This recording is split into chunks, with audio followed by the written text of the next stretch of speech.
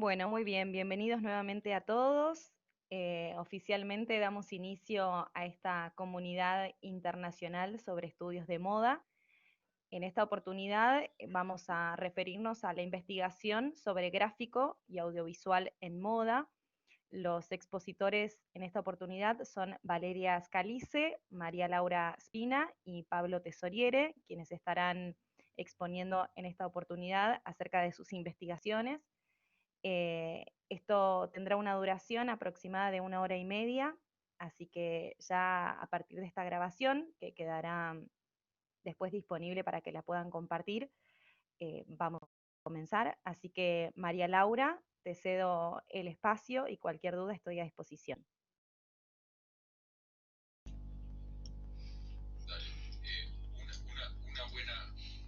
Bueno, muy bien. Buen día para todos. Un placer estar compartiendo este espacio de riqueza académica, ¿sí? Donde vamos a poder vincularnos y charlar un poco más. Yo tengo una presentación que la voy a compartir a raíz de los escritos que desarrollé vinculados con el tema de la moda. Yo vengo de una formación, digamos, no vengo del área de la moda, soy diseñadora gráfica, estudié en la Universidad de Buenos Aires, me recibí hace mucho tiempo y soy docente aquí en la universidad. Y bueno, gracias a una invitación de Patricia Doria, que me interesó muchísimo, empecé a participar en esta etapa de investigación y en su momento, el año pasado, desarrollé un escrito que tiene que ver con la nueva trama de Barberry y el impacto, digamos, considerando el impacto de los lenguajes visuales, gráficos que los diseñadores gráficos vemos, usamos, analizamos y enseñamos también en una marca líder dentro del espacio de lo que es la moda, como esta marca inglesa Burberry. Surgió el tema de esta investigación a raíz de dos preguntas, ¿sí? Que me fueron surgiendo teniendo presente, ¿sí? ¿Por qué esta marca, Burberry, se apoya en una nueva morfología? Todos ustedes me imagino que conocen o han visto en alguna oportunidad el famoso tartán de Burberry con sus líneas verticales y horizontales que se entrecruzan, que generan ese tejido, ese enlazado, ese entramado. Y a raíz de esta nueva trama que surgió el año pasado, específicamente se presentó en la Semana de la Moda de 2019, me surgió esta inquietud de analizar por qué este cambio, por qué esta nueva morfología. Y además me llegué a preguntar por qué la presencia de un identificador visual secundario, como lo es en este caso una trama, puede llegar a identificar aún más que la marca misma. Y observamos en pantalla la marca original de Burberry y después el rediseño que se hizo años más tarde, mucho más limpio, más acogedor, ¿sí? Más sencillo en su morfología. Y a raíz de esa pregunta, ¿no? Empecé a considerar el análisis de un identificador secundario, como consideramos los diseñadores gráficos a todo el universo morfológico que acompaña a un identificador primario, que es en este caso la marca de Burberry. Haciendo investigación me propuse presentar esta nueva marca, esta nueva trama, perdón, mirada y analizada con los componentes del diseño gráfico, y en la investigación encontré que el diseñador italiano Riccardo Tisci, junto con otro diseñador famoso también por el rediseño de la marca de Calvin Klein, ellos se asociaron en su momento y consideraron, hablando con la empresa Burberry, hacer un rediseño reinventando de alguna manera la mirada de esta trama, ¿sí? Entonces fui desarrollando el escrito, que por supuesto lo pueden leer y espero que lo puedan disfrutar, también con diferentes tópicos, con diferentes ítems, desde lo que es un lenguaje morfológico, sus características, temáticas, la nueva propuesta, ¿sí? Este tema de la reinvención de trama. No nos olvidemos que Barberry era bastante conservador en su morfología y los públicos fueron cambiando, se fueron sumando nuevos públicos tal vez más jóvenes, que hicieron que también surja este replanteo y esta especie de necesidad de generar una nueva morfología. Como a mí me interesa mucho el campo de la morfología, digamos, trabajar la forma, el color, la línea, me interesó puntualmente hacer un análisis más profundo de esta nueva trama, donde, como podrán ver, fui tocando diferentes puntos, desde la estructura, el lenguaje, la forma, el entramado y el enlace, la línea, ¿sí? como contorno.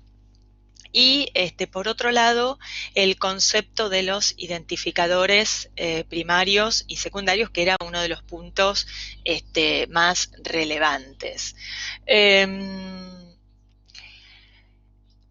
Por otro lado, me pareció importante tener presente el marco teórico, ¿sí? Me parece que es fundamental el sostén del marco teórico. Yo fui tomando diferentes aspectos teóricos.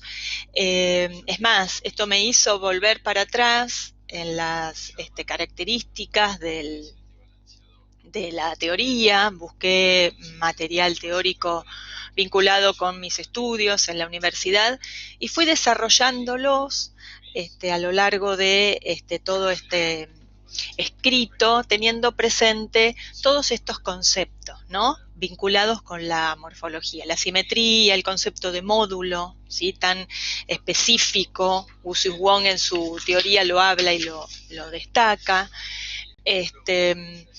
Generando de alguna manera esta trama tan uniforme y tan sólida, conformada por la letra inicial de la empresa, con ese contorno lineal tan intencional, ¿no? Esta es una trama que es binaria, compuesta justamente por dos elementos, por la letra B y por esas líneas que se van entrecruzando, que le van dando también cierto estilo gráfico, ¿no? Refleja, y de alguna manera ese estilo refleja y dialoga con las características propias de Barberry. El resultado es un resultado limpio, es una morfología limpia, ajustada, muy precisa. Yo la vinculé como las piezas de sastrería, ¿no? Que tienen esos cortes limpios, bien pensados, perfectos. Vemos una trama con un buen contraste, ¿sí? Donde hay aplicados conceptos de figura y fondo, de teoría de la Gestalt, o sea, todos esos lineamientos. Tal vez para aquel diseñador que esté interesado en lo que es el campo morfológico, tal vez mi humilde escrito pueda resultarle interesante. ¿Qué aportes considero yo, me parecen que son importantes a tener presente? Los aportes son una nueva mirada al campo del diseño, ¿sí? Me parece que el hecho de tener una mirada desde el área del diseño gráfico hacia un área que para mí es ajena, que es un área de indumentaria y de moda, me parece que es una mirada para poder tener en cuenta, es un aporte a la disciplina. Del mismo modo que todo lo vinculado con el conocimiento teórico de los diferentes lenguajes visuales aplicados a lo que es la marca de moda, también es un aporte interesante junto con todo el terreno morfológico. Esta es una trama que tiene mucho valor expresivo, que se conserva dentro del plano de la bidimensionalidad, ¿sí? Se aplica, como lo vemos aquí en la imagen, se aplica en diferentes soportes, que es donde ahí se puede reconfirmar el funcionamiento correcto de la misma, pero siempre se mantiene en la bidimensión, ¿sí? No da esa sensación de tanta profundidad. Y cumple, me parece, sobradamente el hecho de acompañar a la identidad misma. Es una identidad secundaria que acompaña a la identidad primaria, que sería la marca propiamente dicha de Barberry, aportando, por supuesto, su valor expresivo.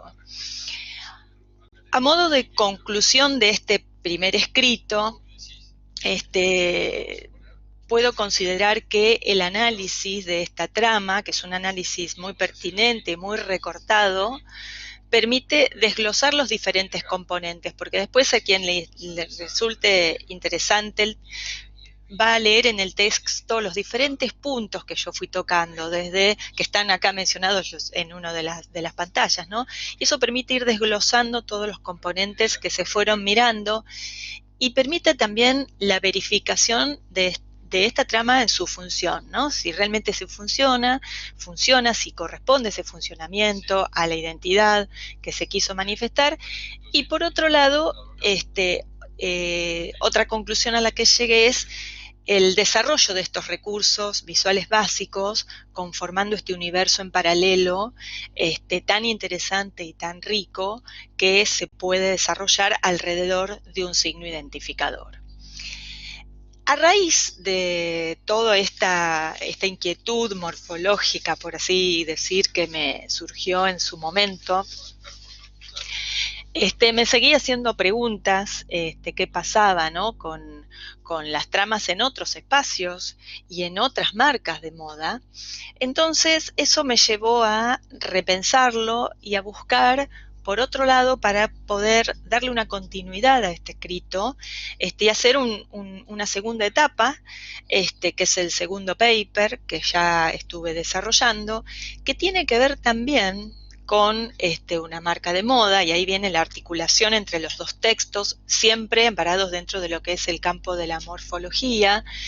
Y ahí desarrollé también el concepto de trama, pero ya no tanto dentro del espacio de la bidimensión, sino más en el campo de la tridimensión, ¿sí? Y me fui a otra marca líder, ¿sí? Que es Louis Vuitton, donde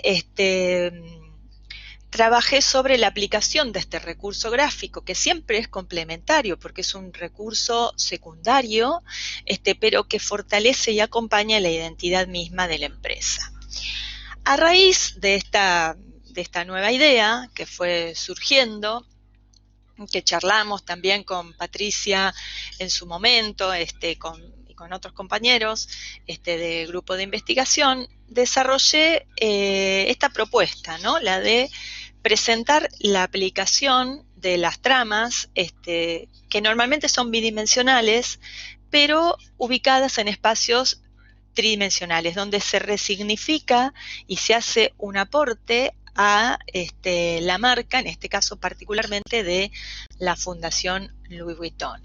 Para quienes no conocen la fundación que creó la empresa Louis Vuitton está desarrollada en un espacio arquitectónico muy interesante, donde más allá de ver objetos que tienen vínculo con el área de la moda, en este espacio se hacen muestras de arte contemporáneo, hay artistas emergentes, o sea que tiene que ver ya con el concepto de sociabilización, ¿sí? De salir a buscar por otro lado y no quedarse la empresa tan dentro del área de la moda.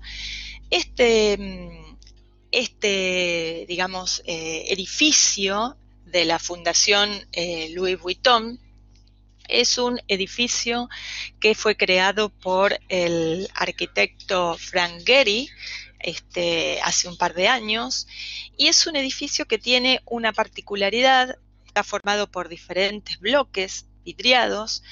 Esos bloques vidriados se vinculan unos a otros y son totalmente translúcidos, y al mismo tiempo están cubiertos por una trama. De ahí viene el enlace con el escrito anterior, ¿sí? Es una trama ya más arquitectónica que está levantada y está resignificando a la fundación, y está trabajada ya desde el concepto de la tridimensionalidad. A raíz de eso desarrollé otros ítems en el escrito, algunos nuevos y otros vinculados con el escrito anterior, que tienen ya más que ver con la trama dentro del espacio de la tridimensionalidad, pero sin dejar de tener presente todas las técnicas visuales, el espacio arquitectónico, las características morfológicas de esta forma en sí. Antes en Barberry era una forma más irregular, ya ahora es una forma regular, son rectángulos que dentro de una malla que recubre estos espacios, o icebergs, así se denominan, que están organizados con acero, con madera y con hormigón. Esa trama arquitectónica va cubriendo estos icebergs y genera a través de una modulación uniforme y muy precisa una especie de cáscara. ¿Sí? Por eso es tan interesante entender el concepto de volumen y el concepto de cáscara que recubre, que no deja de ser una trama ya no bidimensional, sino tridimensional. Los ítems que ustedes están leyendo en pantalla son los ítems que fui desarrollando en todo el escrito, apoyándome, por supuesto, en un marco teórico que tiene también que ver con el concepto señalético, ¿sí? Con el concepto de la señalética respondiendo a esa necesidad, ¿no? de informar al público, de orientar al público, dado que este edificio de alguna manera se percibe como una especie de faro en el medio de la ciudad. Está emplazado además en la ciudad de París, rodeado de jardines con una morfología del siglo XIX, muy bonitos, y es un edificio altamente atractivo que tiene esta característica puntual de tener toda esta trama a modo de cáscara que recubre cada uno de esos bloques, ¿sí? Por otro lado, recogí el concepto de circunstancialidad, ¿no? Ese concepto que nos dice que estos edificios o bloques hacen que la gente transite en su interior, son contenedores de vida, el público camina encontrándose con obras de arte, con diferentes exposiciones, se vincula, puede visualizar el exterior, dado que a través de la luz que atraviesa estos paneles, estos bloques, permite ver el afuera, ¿sí? Y desde el afuera se ve el adentro, también eso es súper interesante. Y al mismo tiempo, toda esta morfología crea ciertas emociones, ¿no? Una experiencia emocional diferente. Transitar este espacio a modo de obra escultórica, con esta cáscara que lo recubre, aporta, ¿no? Una experiencia emocional muy rica, y esta trama, ¿no? Que es totalmente regular, que tiene encuentros, que tiene una cierta uniformidad y repetición, va cubriendo todos esos espacios, ¿no? Son formas cóncavas y convexas que están siendo recubiertas, como lo verán en la imagen, por esta trama. En su momento también hubo un artista, Daniel Buren, que hizo proyecciones de luz, como lo vemos aquí en la imagen, aplicó color, le puso filtros de color a cada uno de estos módulos o células, como lo querramos llamar, de repetición, que hizo que el color inundara los espacios y transformara al edificio mismo en una experiencia, en una escultura volumétrica. Considero que a través de todo el desarrollo de este nuevo escrito, aplicando por supuesto los conocimientos de morfología, de operaciones de simetría, de campo, de estructura del campo, de gestalt, de orden, de organización visual, considero que es un aporte nuevo, ¿no? También de mirada a las marcas de moda, desde el diseño gráfico a las marcas de moda.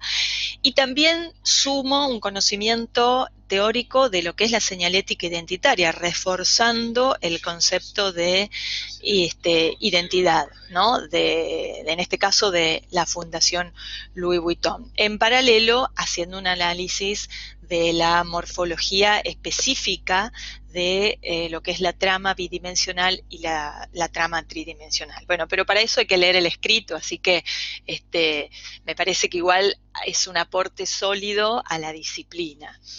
Y a modo de conclusión, ¿sí? Me parece que el hecho de analizar esta trama ya desde un punto de vista tal vez un poco más arquitectónico, permite comprender el alcance de todo lo que es el sistema visual. Es un sistema visual de alta complejidad el que está desarrollado con una marca madre, una marca matriz, y con componentes secundarios que trabajan en paralelo aportando y reforzando esa identidad, generando impacto también en esta identidad y revalorizándola en relación a otros que tal vez, a otras marcas que tal vez no generen estos componentes. Este escrito ya lo desarrollé, está por supuesto vinculado y articulado con el anterior, ¿no? Me parece que voy por ese camino, porque a mí en la investigación me gusta mucho la morfología y voy por ese camino que me permitió, digamos, no solamente mirar diferente elementos gráficos, en este caso tramas de áreas distintas a la mía. Me tuve que poner a mirar áreas de moda que normalmente miro menos porque estoy dentro del campo del diseño gráfico, y me pareció también importante también volver a leer, ¿no? Volver a retomar escritos, textos, bibliografía, que me hizo volver a reforzar todos mis conocimientos, no solamente para desarrollar el escrito, sino también para las clases. O sea, uno también en el hecho de investigar para resolver un escrito, me parece que es muy interesante después ponerlo en el aula. Entonces, bueno, como estoy dictando clases en paralelo aquí en la universidad, a mí me sirvió muchísimo atravesar esta experiencia de escritura, ¿no? Para pensar, para reflexionar, pero también para comunicar a otros y también para motivar a otros, ¿sí? Hay alumnos con los cuales he compartido mi mirada y les ha interesado, han leído el escrito, y también hemos mantenido charlas en relación a lo que es el campo de la morfología. Por eso me parece que puede ser un humilde aporte para aquella persona, aquel diseñador o estudiante de diseño que esté interesado en estos conceptos que yo estoy humildemente esbozando, ¿no? Aquí. Y para ir cerrando esta presentación y después, en todo caso, al final, el que tenga alguna duda o pregunta o inquietud, podemos compartir. Cierro con una frase que me gusta mucho, que es que dice que el diseño debe tener en cuenta el comportamiento humano, ¿no? Y fíjense cómo esta trama, tanto en Barberry, se hizo justamente por el comportamiento de la gente, porque había nuevos públicos, porque había que hacer había que reinventarla, ¿no? Ayornarla, actualizarla, y como en el caso también de Louis Vuitton sucede de alguna manera lo mismo, dado que está aplicada en este universo arquitectónico de alto impacto, ¿no? Es una frase, el diseño debe tener en cuenta el comportamiento humano, es una frase que me gusta mucho de una diseñadora que se llama Paula Scher, es una diseñadora asociada en el estudio Pentagram, famoso estudio de diseño gráfico que ha generado branding y sistemas de identidad de alta complejidad a nivel en todo el mundo, ¿no? Así que cierro con esa frase, se las dejo porque me parece interesante y bueno, tiene que ver con los dos escritos. Y bueno, espero seguir escribiendo, ahora estoy pensando cuál va a ser el tercero, ¿no? Siempre dentro de este campo de la morfología. ¿Sí? Así que bueno, espero que les haya gustado la exposición y quedo disponible para preguntas, consultas, inquietudes. Así que muchas gracias a todos por escuchar. Excelente, María Laura, muchísimas gracias.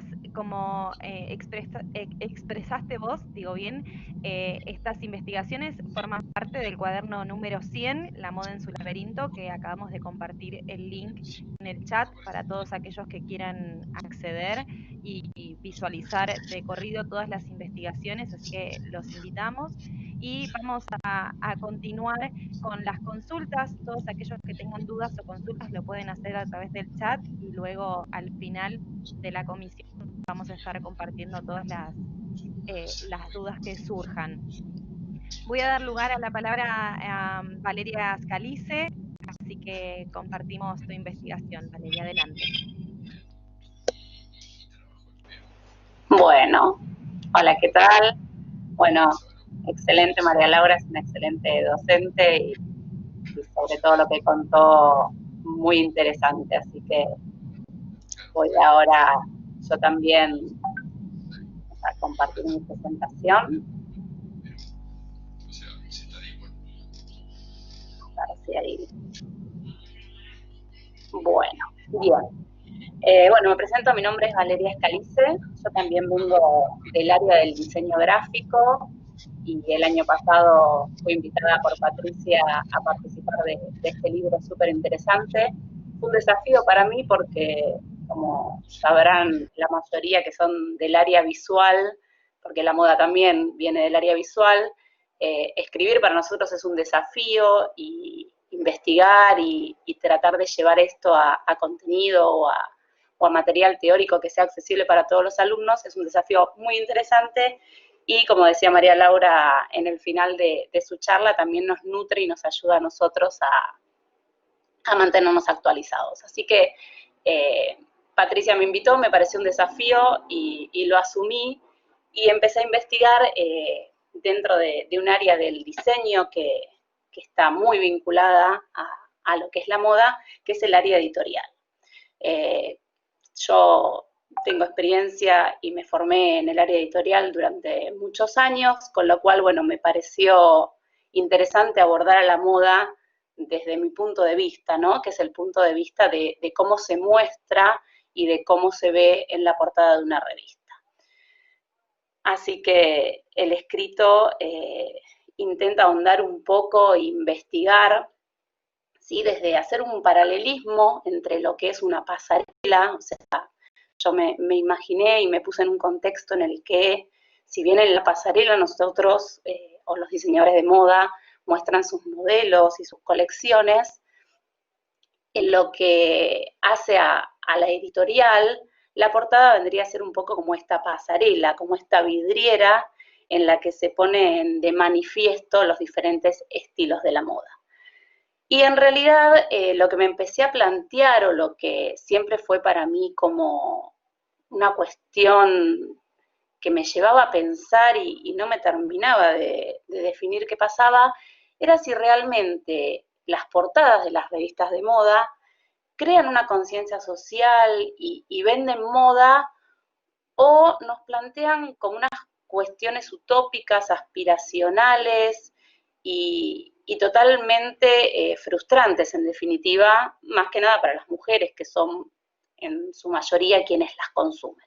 Entonces, mi pregunta siempre fue, y a la hora de empezar a abordar el escrito, surgió desde, yo me visto como se plantea la portada de una revista, o yo uso, me maquillo, me peino como se peina la modelo en la portada de una revista. Y desde ahí empecé a profundizar y empecé a ver, bueno, ¿qué pasa con estas portadas, no? Realmente, ¿qué es lo que están comunicando? Como decía María Laura, creo que siempre el diseño debe estar asociado a la función, a lo que es la comunicación, y la portada de una revista por sobre todo, ¿no? O sea, básicamente la portada de una revista tiene el carácter, tiene la profundidad y tiene la responsabilidad de que está comunicando y de que está poniendo de manifiesto una línea, un pensamiento y quizás hasta políticas editoriales muy claras. Entonces, hablando con Patricia, que obviamente me fue ayudando y me fue guiando también un poco en qué le parecía a ella que podía aportar a la moda, se tomaron 3 publicaciones para analizar, porque si no, obviamente, el abordaje era demasiado amplio y iba a ser un escrito eterno. Se tomaron 3 publicaciones, que ahora vamos a ir viendo en detalle, que fueron Vogue Italia, Vogue España y Harper's Bazaar Argentina, y se enmarcó dentro de un marco teórico, ¿sí? Que tenía que ver básicamente un poco con aportar desde lo que es el diseño editorial, sumar conceptos y algunas cuestiones teóricas de lo que es el diseño editorial, especialmente en la creación de una portada, Y también me pareció interesante, ligado a esta pregunta que yo me hacía, ¿no? de qué pasa con las portadas de las revistas, encajarlo o encuadrarlo dentro de lo que son estos 3 conceptos que van a llevar a definir la conclusión, que tienen que ver con qué es transgredir, porque en realidad para saber si una revista es transgresora, tengo que saber qué es transgredir desde el lenguaje, ¿no? Desde la definición, qué es una aspiración y por qué se habla tanto de lo aspiracional en la moda y de lo aspiracional en el diseño, y qué es el glamour, ¿sí? Que para mí fue un poco como descubrir esto de que era un hechizo originalmente en la antigüedad, tenía que ver con la magia de transformar algo en algo bello a través de un hechizo. Después, con el tiempo, se fue convirtiendo y acercando a lo que hoy conocemos como glamour, mucho más relacionado al mundo de la moda y del estilo y del lujo. Entonces, dentro de estos 3 conceptos y en estas 3 publicaciones, se empezó a desarrollar y a investigar un poquito qué es lo que estaba pasando con las portadas. Antes de relevar y meternos de lleno en estos 3 conceptos, investigué un poquito sobre la historia. Esto está obviamente mucho más desarrollado en el escrito, como decía María Laura, para quienes quieran leer, y ahí está obviamente el link que vi que Eugenia ya publicó un par de veces. Para quien lo quiera leer, esto está un poquito más desarrollado y con más detalle en el escrito, y también al final hay referencias bibliográficas y datos de tesis e información, porque tampoco hay mucho material teórico desarrollado sobre las portadas de estas revistas. Así que bueno, ahí también hay algunas referencias y links al final del escrito que los pueden ayudar también si les interesa el tema a profundizar.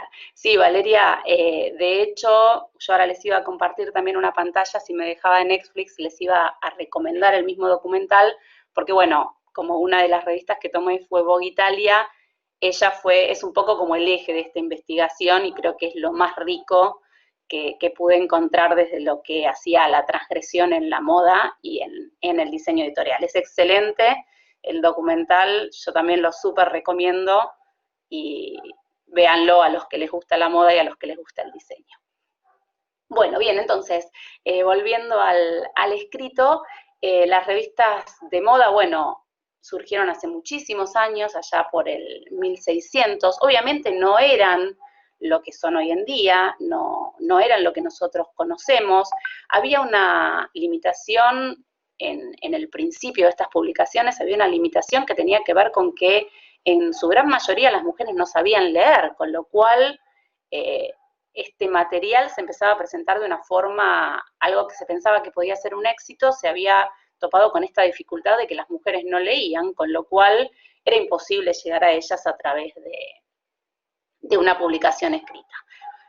Obviamente rondaban y tenían que ver con temas asociados a las labores femeninas dentro de la casa, eran muy diferentes a lo que son hoy en día. Con el tiempo las publicaciones fueron evolucionando y fueron llegando de a poco, ¿sí?, a lo que conocimos ya a partir del siglo pasado. Las vidrieras de papel, lo que yo definí como las vidrieras de papel, ¿sí?, son básicamente las portadas de la revista y es donde enfocamos este análisis. También en el escrito se detalla, ¿sí?, más precisamente, bueno, cuál es la función de la portada de una revista.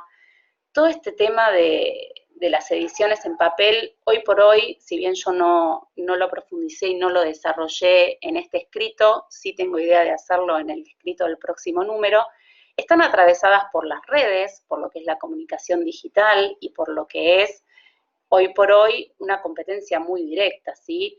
Yo ya hace 20 años, ¿sí?, que me dedico al diseño editorial y creo que desde que empecé a hacer diseño editorial, escuchaba esto de que las revistas de papel tenían fecha de vencimiento, ¿sí?, que en 5 años no iba a haber más revistas de papel, que las revistas de papel iban a ser reemplazadas por las revistas digitales, por los medios digitales. Bueno, hoy por hoy, gracias a Dios, las revistas de papel siguen existiendo, yo las amo, creo que son hermosísima, lo mismo que los libros impresos, ¿no? Pero más allá de eso sí hay una tendencia y hay un reemplazo importante a estas publicaciones. Pero siguen existiendo y siguen siendo parte de nuestras vidas y siguen comunicando, ¿sí?, de una forma diferente a lo que es la comunicación digital. Con lo cual es importante tenerlas en cuenta y analizarlas. Entonces, en el escrito se habla un poco desde lo técnico, desde el aporte sí teórico, de lo que es la función de una tapa de una revista. Se hacen apreciaciones, bueno, en cuanto más allá de la función de protección, lo que tiene que ver con la función de venta, ¿sí? No es lo mismo diseñar o pensar una tapa para una revista mensual, para una revista semanal, para una revista de moda, para una revista de distribución gratuita, ¿sí? ¿Cómo empiezo yo a generar el estilo editorial en lo que es la continuidad de las tapas? ¿Qué tengo que respetar? ¿Cuáles son las constantes visuales? ¿Cuáles son las variables? ¿Qué potencia tiene la narrativa de la imagen, ¿no? Si bien no soy especialista, no soy fotógrafa, pero bueno, trabajo con fotografía y todos sabemos que la subjetividad de la imagen que nosotros elegimos para la tapa de una revista, bueno, comunica y lejos de ser algo realista, siempre está totalmente armado de forma artificial. Bueno, también se habla un poco de la tipografía, de la legibilidad, de las jerarquías que tenemos que plantear y que presentar dentro de lo que es la portada. Una vez que nos enmarcamos en este marco teórico y que podemos empezar a entender un poco cuáles son las variables que se desarrollan dentro de la tapa de una revista, es que empezamos a analizar estas tres publicaciones. Obviamente, a mi criterio, ¿no?, la más rica, la más interesante, la más osada y la realmente transgresora fue la publicación, ¿sí?, de Vogue Italia. Cuando me topé con el documental, como contaban ahí Valeria y Daniela, excelente, sobre la vida de Franca Sozzani, ¿sí?, la editora durante 28 años de Vogue Italia, bueno, realmente me abrió la cabeza y me abrió un panorama que si bien uno intuía o por ahí podía conocer de haber visto alguna tapa, bueno, me abrió como un mundo nuevo a lo que entendía ella como la comunicación a través de la tapa. Y el abordaje, ¿sí?, y la temática en la que empezó a entrar esta revista, vinculado desde la moda, tenía mucho más que ver con cuestiones sociales y con cuestiones políticas, culturales y de creencias que con la moda en sí misma. Obviamente la gestión de Franca dentro de la publicación, si miran el documental lo van a ver, bueno, hizo que la revista sea la revista número 1 en moda, la revista más aspiracional, más deseada a nivel mundial, ¿sí? Muchas también en el texto se cita a la editora de la versión australiana de Vogue, donde ella comenta, ¿no?, que todo el mundo quería hacer Vogue Italia, todo el mundo quería hacer las tapas de Vogue Italia, pero en ningún país del mundo, ¿sí?, las tapas que se publicaban de Vogue Italia podían llegar a ser aceptadas. ¿Por qué? Porque obviamente esto tiene que ver con lo cultural, tiene que ver, sí, con lo que una sociedad acepta desde la publicación de una revista. Vogue Italia, en la gestión de Franca, se anima a tratar temas como las cirugías estéticas, ¿sí?, y obviamente siempre, esto no hice la aclaración antes, pero bueno, el tema que se presenta en la tapa después siempre es el eje, ¿no? Es la nota principal dentro de la revista, con lo cual después el desarrollo de la nota principal de este número de Vogue seguramente va a estar relacionado o va a estar linkeado a lo que es la estética de esta tapa.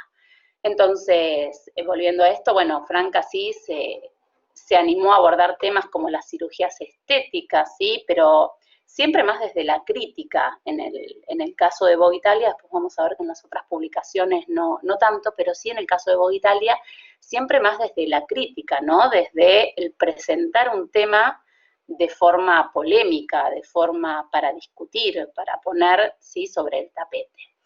Trató temas sobre la guerra, ¿sí? La guerra del Golfo, hagamos el amor y no la guerra, una tapa sumamente cuestionada. Está, sí, después también esa etapa, una etapa sumamente cuestionada, criticada, desde lo que era banalizar el rol de la mujer, ponerla en un lugar de objeto sexual. Bueno, ¿qué planteaba ella, no? ¿Qué generaba ella en su público? Acá está la etapa que nos comentás, Daniela, sobre el derrame de petróleo, ese que fue tan conocido en el 2011, con esta imagen de una mujer casi sirena, ¿no? Son súper interesantes. Después, si quieren, el material es accesible, está en internet, en el escrito hay algunas imágenes de referencia, pero si después les interesa seguir profundizando sobre las producciones en el interior, que yo no lo desarrollo en el escrito, las pueden encontrar fácilmente en internet. Así que bueno, se mete así con temas que tenían que ver con los derrames de petróleo, cuestiones ambientales, cuestiones de talles que hoy están como muy de moda. Hace unos días acá se terminó de legalizar esta ley de talles, ¿no? Entonces, bueno, esto de las modelos extra large en la tapa. Y después también números emblemáticos hemos analizado que tienen que ver con esta selección, ¿sí? Y este número que hoy en día se llega a conseguir hasta por 2.500 euros de lo exitoso que fue. Fue la única publicación de Vogue que tuvo reediciones, 2 reediciones, en la que, bueno, la temática fue incluir a mujeres de piel negra y todas las modelos que conformaron este número y esta edición sí eran de piel negra. Algo que nunca se había hecho en las revistas de moda, algo que fue totalmente transgresor. Franca fue transgresora y creo que generó, sí, un estilo muy propio a Vogue Italia, que hoy por hoy no lo sigue teniendo desde que ella dejó la publicación. Bueno, esto fue un poco lo que se analizó de Vogue Italia, la más rica, la más interesante. Cuando llegamos a Vogue España, ¿sí? Que fue la segunda publicación, bueno, obviamente el público español no es lo mismo que el público italiano, con lo cual en Vogue Italia encontramos una tradición y una belleza mucho más clásica. Para comparar, para entender, ¿sí? Quizás se plantean los mismos temas, porque acá en este primer ejemplo que se analizó en el escrito, Vogue Italia trabaja y también plantea el tema de las cirugías estéticas, pero ¿de dónde lo plantea? ¿Desde la transgresión, desde el decir, ¿por qué lo hacemos? No, lo plantea más desde lo simple, desde cómo quedó cierta modelo o cierta actriz después de operarse, o sea, lo plantea más desde lo comercial. Y fíjense que el planteo desde lo que es la portada, sí es una cuestión, bueno, nos muestra una modelo divina, impecable, o sea, esta chica no necesita ninguna cirugía. Un poco cuando hablamos de la fotografía, sí, hidroaspiracional en estas tapas, bueno, es esto, ¿no? Yo en una parte del escrito lo que comento es que ni siquiera la modelo al natural es tan linda o es tan perfecta como se plantea en la tapa de una revista. Entonces, ¿hasta qué punto la tapa de una revista realmente es algo con lo que me puedo identificar? Más allá de que me encantaría, pero me puedo identificar o no. Bueno, Vogue España entonces, con imágenes mucho más convencionales, mucho más tradicionales, mucho más conservadoras, ¿sí? Figuras reconocidas, o sea, una línea que no se anima a ir más allá. Puede plantear grupo de mujeres en una tapa, pero bueno, caemos siempre como en la estacionalidad, ¿sí? La tapa del verano, la tapa de la modelo famosa o de la actriz reconocida, bueno, cuestiones como mucho más lineales, mucho más simples. Y lo mismo pasó cuando llegamos a la tercera publicación, ¿sí? Donde también vemos que el rol del editor, ¿sí? Es un poco el editor y su equipo, y lo que se plantean hacer es un poco el espíritu y el alma de las publicaciones. Cuando es inevitable volver siempre a Vogue Italia. ¿Por qué? Porque el impacto visual que tienen esas tapas no las encontramos en ninguna publicación de modas. Vale también aclarar que el fotógrafo, ¿sí?, que acompañó a Franca durante esos 28 años fue el mismo fotógrafo del libro de Madonna, o sea, es un fotógrafo que también, ¿sí?, ahí estaba citado más arriba el nombre, y en el escrito se habla de él. Es un fotógrafo que también la acompañó desde la transgresión de sus imágenes, ¿no? O sea, apoyó todo ese estilo editorial. Pero bueno, cuando volvemos a Harper's Bazaar, nosotros tomamos la edición argentina, que hoy por hoy ya no se publica más, está discontinuada, pero bueno, Harper's Bazaar Argentina arrancó teniendo, sí, como ideal mantener el espíritu de la publicación, pero en el contexto local. Y se animó a hacer algunas transgresiones, utilizó modelos de tallas especiales, utilizó un hombre en la portada, cosa que no es quizás lo más habitual en una publicación, ¿sí?, o en una revista de moda femenina. Y bueno, y se animó también a utilizar cuestiones por ahí más regionales y un poco más autóctonas. Pero igualmente lejos están ambas publicaciones de llegar a lo que fue el nivel de transgresión que planteó Franca en sus 28 años de gestión de Vogue Italia. ¿A qué conclusión llegamos? Bueno, creo que las revistas siguen siendo para minorías, estas revistas, lo que comunican, lo que plantean, siguen siendo para un público muy específico, ¿sí?, con cierto poder adquisitivo, más hoy en día que tenemos acceso a las publicaciones digitales que son gratuitas. Entonces, creo que esto sigue siendo para un público muy, muy acotado, ¿sí?, muy selecto, pero siguen teniendo obviamente una influencia y es un canal de comunicación muy potente. Si bien el compromiso social que empezaron a adquirir estas revistas es mayor, se tratan temáticas y se meten con temas, sí, un poco más de la actualidad hoy por hoy. Estamos cruzados y estamos todo el tiempo, ¿no?, escuchando hablar de género, de igualdad, de identidad. Entonces, si bien las revistas hoy por hoy tienen que empezar o tienen este desafío, como ahí yo destaco en el escrito, de eliminar los estereotipos, bueno, creo que estamos todavía lejos, ¿sí?, de esas cuestiones. Hay una intención, hay unas primeras, ¿sí?, experimentaciones más o menos aceptadas según las sociedades y según las culturas en las que se editan estas publicaciones, pero creo que hoy por hoy todavía estamos lejos de romper con lo que es este paradigma de belleza femenino, ¿sí?, que nos han inculcado y que nos vienen mostrando, creo, desde que tenemos uso de razón. Así que bueno, un poquito ese es el resumen del escrito.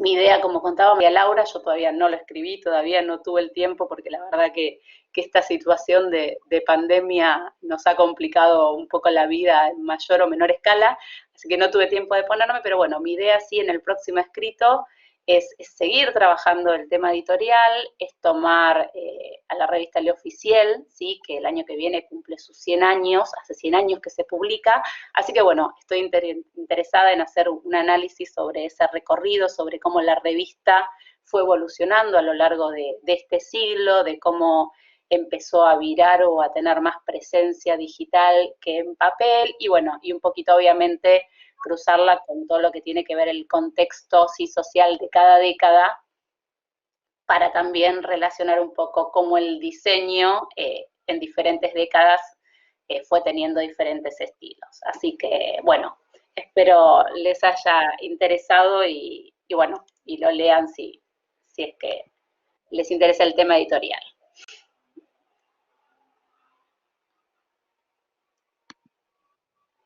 Muchas gracias, Valeria. Por supuesto, vamos a estar compartiendo el escrito anterior también en el chat para todos aquellos interesados que quieran acceder y conocer aún más en profundidad acerca del contenido que acabas de explicarnos.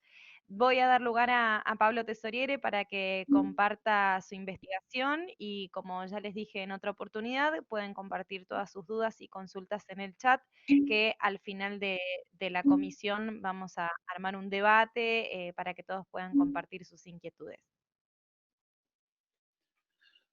Buenas, ¿qué tal? ¿Se me escucha bien?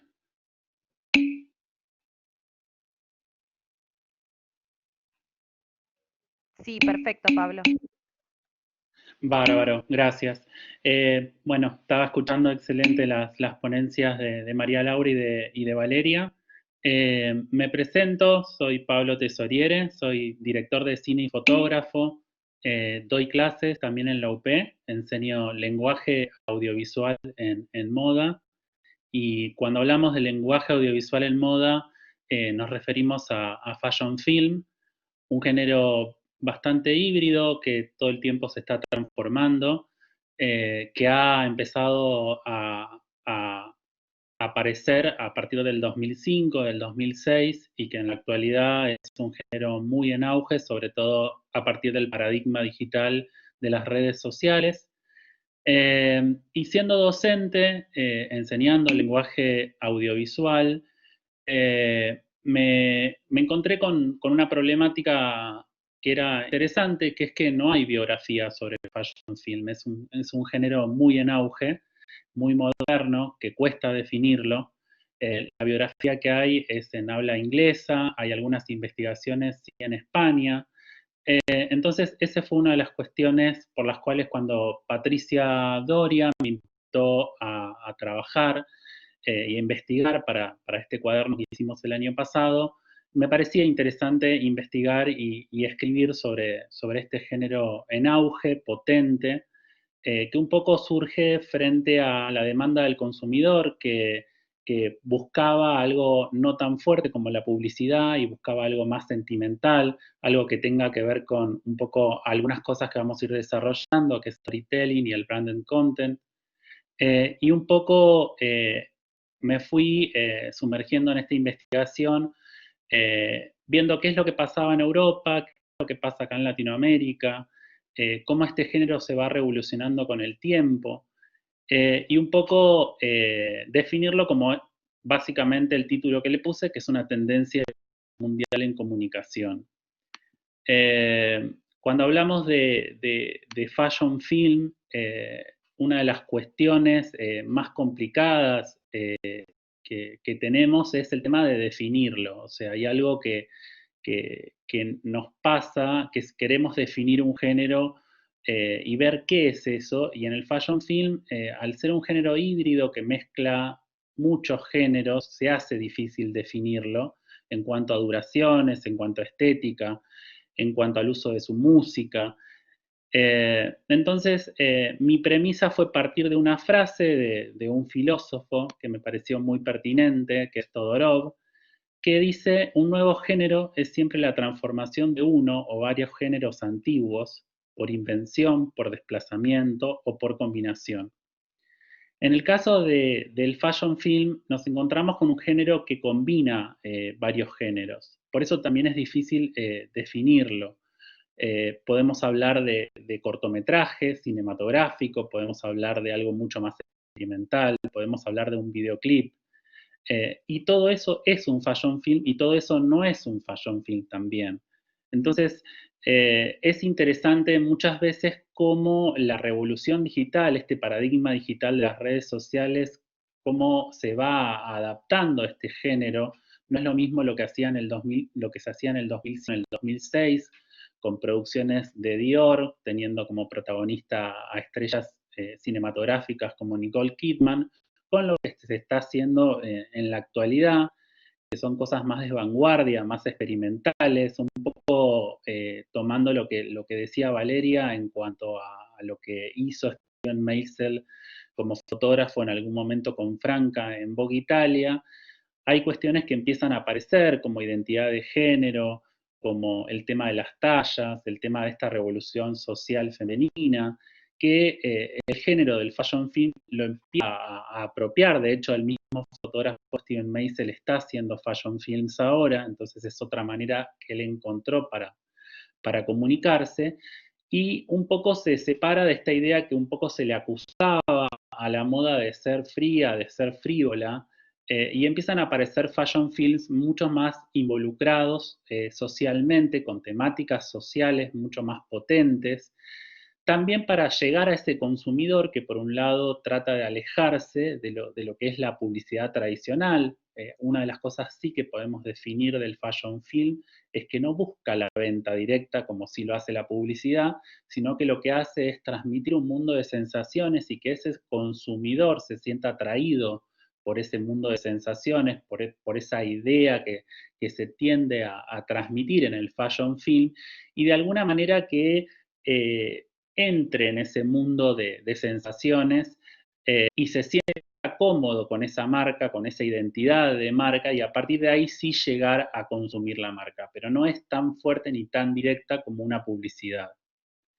Entonces, a partir de esta frase de Todorov, empecé a investigar un poco lo que es este género, obviamente aparándome en un marco teórico sobre todo europeo, porque les vuelvo a decir que en Latinoamérica no hay mucha información, y sí eso me parecía interesante. Hay algo que pasa con los cuadernos de la UP, a partir de varios conocidos y de mismos alumnos que he tenido, que se los consultan muchísimo en redes.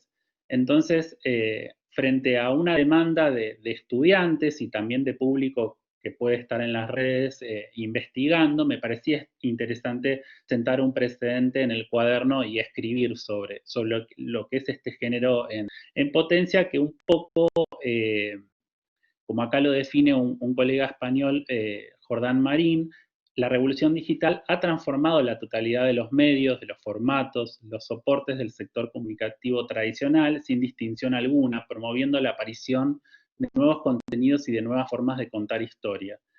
Y un poco es esto el fashion film, es contar nuevas historias, adaptarse a un formato completamente nuevo. No es lo mismo desarrollar un fashion film para redes como Instagram o Facebook o TikTok que para lo que es YouTube o para festivales. Otro de las cosas que ha pasado con esta revolución que es el fashion film es que hay festivales internacionales de fashion film, mismo en Argentina se hacen.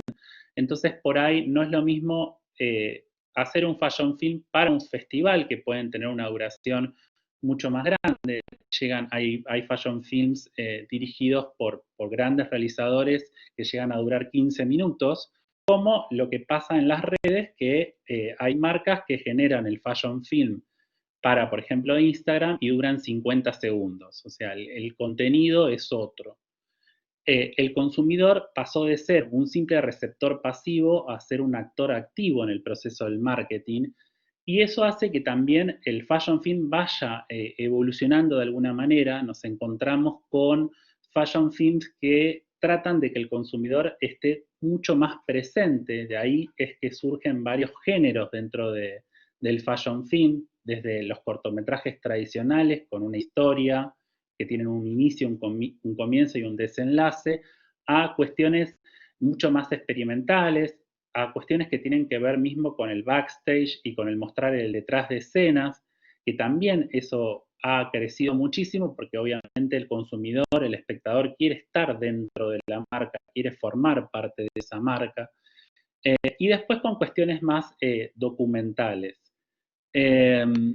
Una de las cuestiones que a mí me pasó al llevar a cabo esta investigación es que el consumidor también es un ser crítico y exigente con las marcas. Entonces, esta revolución que un poco hablaba Valeria, que empezó un poco con Vogue Italia, de alguna manera que la moda sea un vehículo para hablar de temas más profundos, empieza a ser exigido mismo por el consumidor. Cuestiones, como les decía, de identidad de género. Yo cuando termine esta ponencia, mi idea es mostrarles un fashion film que se hizo hace un año, que es Tendencia, de Diesel, y un poco trabaja con cuestiones de identidad de género, con esta idea de, bueno, ya no los cánones tradicionales de belleza, los distintos, los raros, empiezan a formar parte y empiezan a ser tendencia. Y de alguna manera esto hace que las marcas se vayan ayornando, se vayan revolucionando. Hay una palabra que es fundamental dentro de lo que es el fashion film, que es la innovación. Porque obviamente, si bien es un género en auge, es un género que ha ayudado mucho dentro de lo que es este paradigma digital para que las marcas encuentren su lugar y puedan llegar a ese consumidor que está detrás de las redes. También hay una enorme cantidad de variedad, o sea, es difícil llegar al público. ¿Por qué un fashion film funciona y por qué otro no? Entonces, dentro de esta búsqueda, hay marcas que les ha costado más adaptarse a este fenómeno, sobre todo las marcas más tradicionales, como puede ser Dior, Prada, y sí hay marcas que han podido adaptarse perfectamente a este género en auge, como Miu Miu, que trabajan con géneros más experimentales. Mismo Kenzo ha desarrollado fashion films experimentales muy interesantes.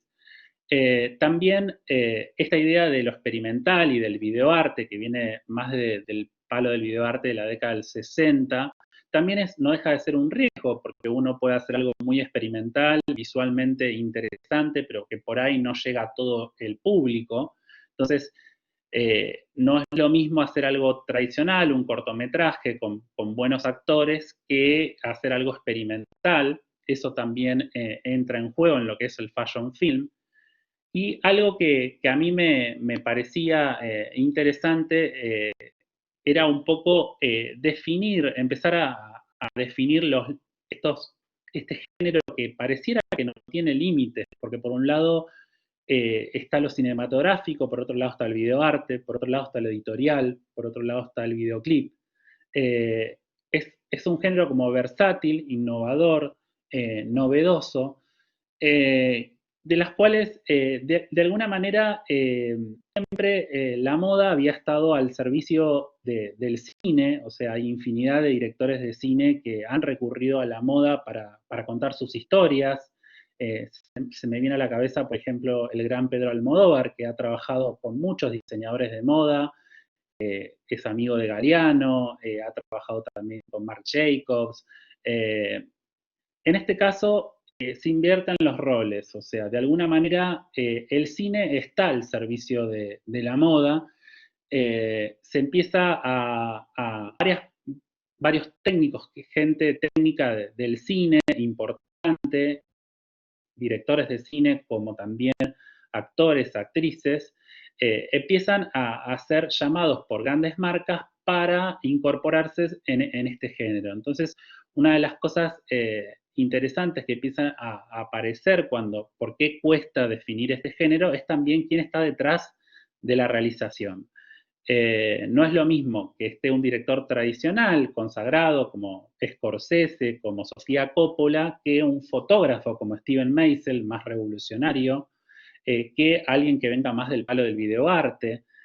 Y tampoco no es lo mismo trabajar con actores de renombre, con estrellas de Hollywood, que el fashion film lo ha hecho. Se me viene a la mente, por ejemplo, un fashion film que ha tenido mucha repercusión de Prada, que se llama Therapy, con Helena Bonham Carter como protagonista y dirigido por Roman Polanski. Entonces ahí tenemos como un cortometraje tradicional por un gran director de cine, por una gran actriz, por un cortometraje más narrativo. Y no es lo mismo ver lo que hace, por ejemplo, Steven Meisel, que es mucho más experimental, va con cosas más vinculadas con el videoclip, con el videoarte, con la música, con las texturas. Yo les recomiendo, hay una productora que se llama Show Studio, que un poco es la especialidad de ellos, es una productora que está en Inglaterra, con cosas más conceptuales desde el lado del videoarte, han trabajado con artistas como Björk, y eso lo han trasladado a lo que es el fashion film, que no deja de ser una comunicación en moda. O sea, muchas veces con algunos, con alumnos debatimos un poco el tema, bueno, es comunicación, queremos vender, ¿cuál es la diferencia con la publicidad? Porque de alguna manera en ambos lados también hay un propósito de venta. El tema principal tiene que ver con los sentimientos, con el storytelling, con contar una historia, con no ser tan agresivos como la publicidad. Hay algo muy notorio que pasa sobre todo en la gente joven, que es el canal que más se usa es YouTube. YouTube también es un medio donde los fashion films han encontrado también su beta. Como la mayoría de todos no pagamos una suscripción en YouTube, nosotros estamos obligados a tener entre 2 y 5 segundos de publicidad para llegar a ver un video. Esos 2 y 5 segundos son una eternidad para cualquier consumidor porque tienen un rechazo a la publicidad directa. Hay como algo de vender un producto que genera rechazo en el consumidor. El fashion film de alguna manera viene a reemplazar ese rechazo con estética, con una conexión mucho más estrecha con el engagement, también con esto que les digo de buscar llegar a el consumidor por medio de una historia, por medio de una sensación. Por algo que también es lindo, hay algo que pasa con la publicidad tradicional que no es linda, que hay algo que genera rechazo. Por ahí el híbrido más complejo que yo a veces juego con los alumnos para que me digan si es publicidad o fashion film son los comerciales de fragancias, porque los comerciales de fragancias tienen mucho del recurso del fashion film, trabajan con estrellas, tienen como una estética más cinematográfica, pero la gran diferencia está en la venta del producto. O sea, nunca en un fashion film vamos a encontrar una toma del producto, del packaging. O sea, el producto en sí forma parte de la historia. Hay infinidad de fashion films donde ni siquiera está el producto de venta. Lo que buscan las marcas es transmitir una sensación, transmitir una belleza y una estética. Y nunca tenemos el famoso plano de venta publicitario de product shot. Hablamos obviamente de un discurso audiovisual y como les decía, depende mucho del medio hacia donde va dirigido y eso es fundamental cuando uno como realizador se encuentra con una charla con un cliente, es primero preguntar, bueno, ¿ese fashion film para dónde va a ser? ¿Va a ser para un festival de cine? Que como les decía, hay infinidad de festivales de fashion films. Por ejemplo, acá tenemos en Argentina a Lucrecia Martel, que es una directora de cine consagrada mundialmente, que trabaja con el género fashion film, sobre todo para Miu Miu y para Prada, y ella realiza su fashion film pensando en presentaciones en festivales de cine. ¿Eso qué hace? Que uno pueda trabajar con duraciones mucho más largas.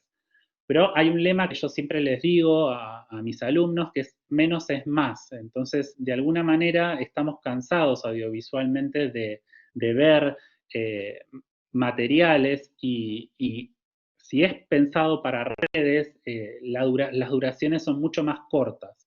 Actualmente se está trabajando en una duración que vaya de los 30 hasta los 50 segundos, lo que tampoco es fácil, o sea, no es fácil trabajar un lenguaje audiovisual, una identidad de marca, con tan poco tiempo y tratando de lograr captar la atención del consumidor. Lo cierto es que el fashion film se presenta como un discurso audiovisual capaz de articular nuevos contenidos para plasmar la imagen de la moda basándose en una experiencia seductora en torno a 3 minutos como máximo de duración y donde la articulación del lenguaje audiovisual resulta clave para la consecución de sus objetivos. Algunas de las cosas con las que he notado en mi investigación, que también esto se traslada a un poco esta idea de que todo vuelve, es que algunas técnicas vintage, algunas técnicas retro de cómo se filmaba en los 70, en los 80, en los 60, vuelve. De alguna manera eso vuelve, esa atracción por lo retro, por lo vintage vuelve, por ahí el máximo exponente, que me ha pasado también dando clases en la UP y genera fascinación en las alumnas y en los alumnos, Wes Anderson, un director de cine que ha hecho un poco de lo vintage y de este vintage que un poco no es que nos afianzamos en el pasado, sino que es un vintage modernizado en la actualidad, pero Wes Anderson un poco trajo esa imagen retro a la actualidad, y eso lo toma el fashion film. De hecho, Wes Anderson dirige fashion films, o sea, ese fue que generó Wes Anderson en las generaciones jóvenes. Lo que hace la moda es llevar a Wes Anderson al mundo de la moda, y hace ya muchos años que se encuentra dirigiendo fashion films.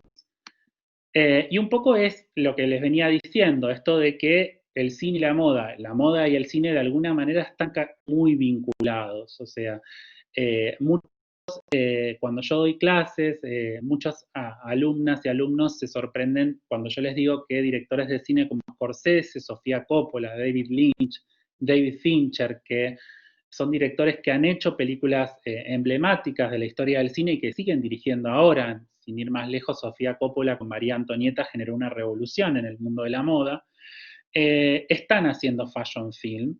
Y es interesante también ver esto, qué es lo que puede llegar a ser un director de cine haciendo cortos de moda, qué es lo que puede llegar a ser un fotógrafo haciendo cortos de moda, ver qué es el extra que le puede llegar a generar en la marca.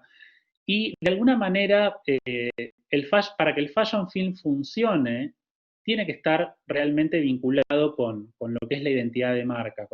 Acá una colega española, Torregrosa, que a mí me gusta mucho, se las recomiendo, es una de las grandes investigadoras sobre fashion film, define identidad de marca como el conjunto de valores tangibles o intangibles que hacen a una marca distinta de la otra. Y de alguna manera yo siempre parto de esa base con mis alumnos de, bueno, quieren hacer un fashion film, ¿cuál es la identidad de marca? Porque tienen que estar realmente vinculados. O sea, ¿qué es lo que queremos expresar? ¿Cómo es tu marca? ¿Hacia dónde va? ¿Cuál es el público dirigido?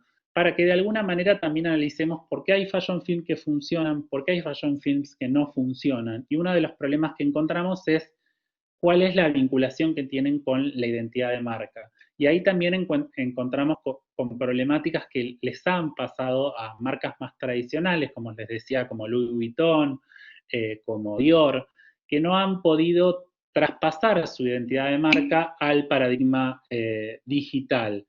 Es interesante ver qué pasa con este paradigma digital, con esta revolución digital de los nativos digitales, y cómo marcas tradicionales como Louis Vuitton, como Prada, como Dior, no han podido de alguna manera, son raras las excepciones en el caso de ellos, de que trasladar y tener éxito en este paradigma digital de los nativos digitales.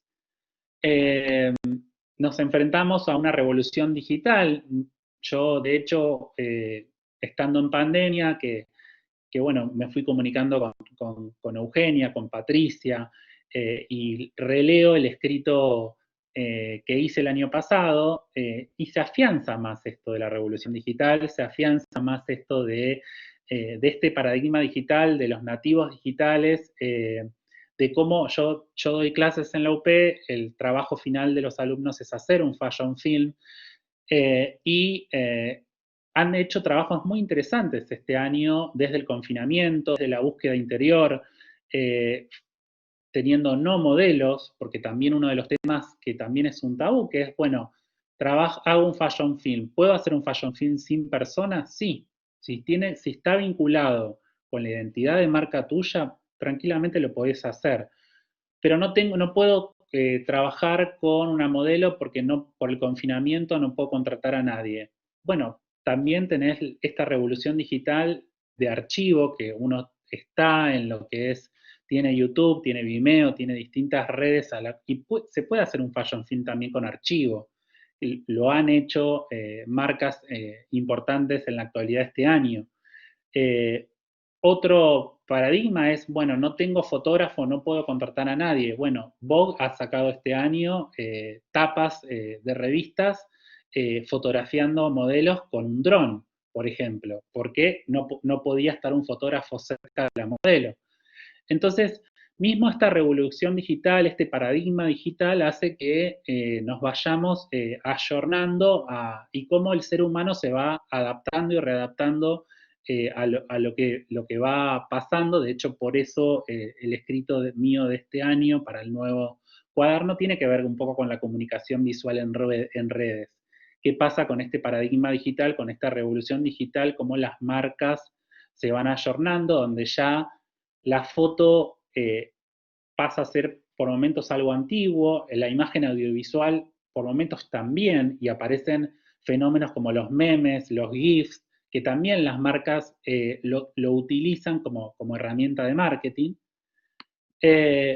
Otra cosa que ha pasado con los fashion films, con esta innovación y con esta herramienta, es un poco que el consumidor busca estar dentro de la identidad de marca, busca estar dentro del lenguaje audiovisual, y ahí aparecen los detrás de escena, aparece el ver a su influencer, a su actor o actriz preferido, en una supuesta detrás de escenas que en realidad está todo armado, que hace que se rompa esa barrera que muchas veces hablamos de teatral, de lo que es la historia en sí y la realidad. O sea, se rompe esa barrera y el consumidor se siente que está dentro de la marca y de ese lenguaje audiovisual. Yo hoy, cuando terminemos ahora en unos minutos la ponencia, les voy a mostrar este fashion film que un poco juega con eso, juega con el consumidor metiéndose dentro de lo que es el armado de la película de moda. Entonces aparecen estos lenguajes que son interesantes, donde por ahí se rompe la barrera del consumidor, se rompe la barrera del modelo, de la modelo, del director. Entonces la modelo agarra la cámara, aparecen las subjetivas, aparecen las selfies.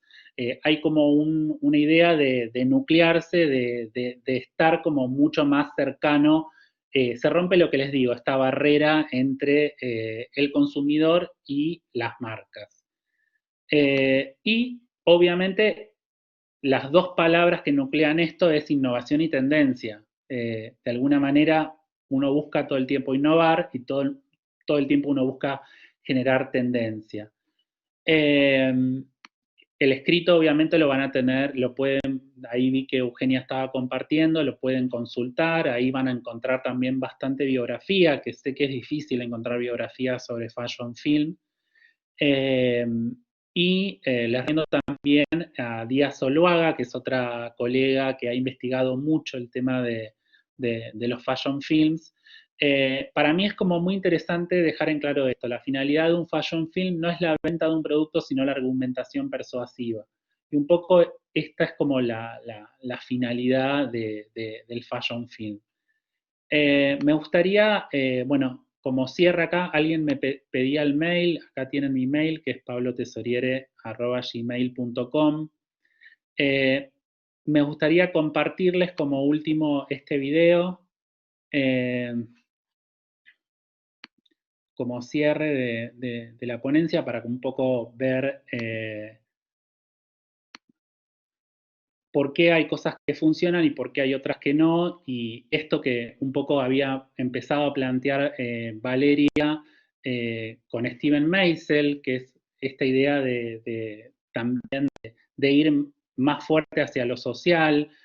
Siempre admiré el trabajo de Meisel, sobre todo el trabajo de petróleo, y bueno, esto es lo que hizo Diesel, que es una marca que podría estar también como entre el medio de lo tradicional y lo no tradicional. Hizo este fashion film que fue furor en festivales, y bueno, me interesaba compartírselos.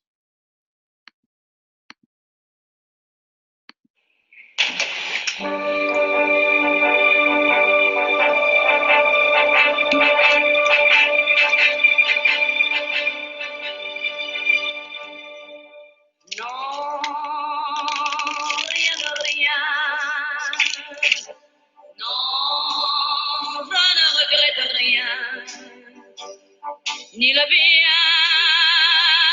qu'on m'a fait,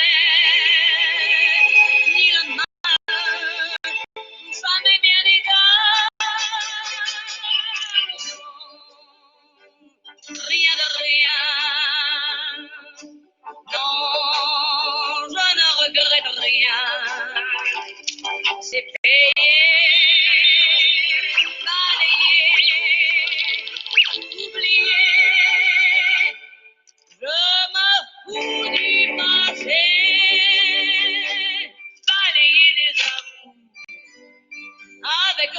mollo, balayé pour toujours. Je repars à zéro. Non,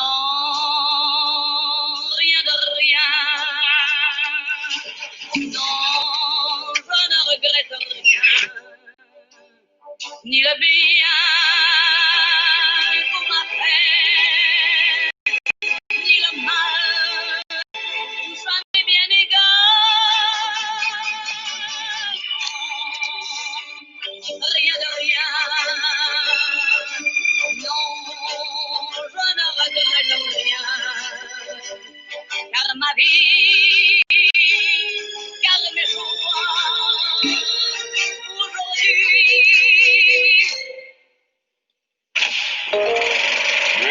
commence avec toi.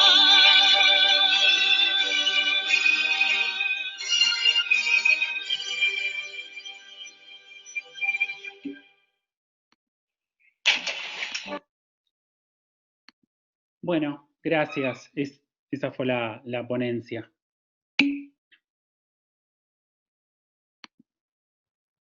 Excelente, Pablo. Muchísimas gracias. Muchas gracias a los tres, María Laura, Valeria y Pablo. Realmente fueron ponencias con muchísimo nivel académico. Estamos muy contentos con la participación y les agradecemos por el tiempo compartido.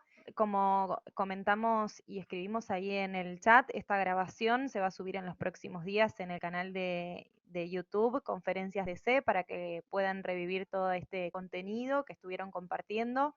Agradezco nuevamente a los presentadores de hoy y a todos los que participaron y fueron compartiendo sus comentarios en el chat. Nos reencontramos en un próximo encuentro, ya el próximo mes, septiembre. Estarán atentos a las novedades que estaremos publicando en nuestras redes sociales y en la página web de la universidad. Así que esto es todo por hoy. Muchas gracias. Nos vemos en un nuevo encuentro.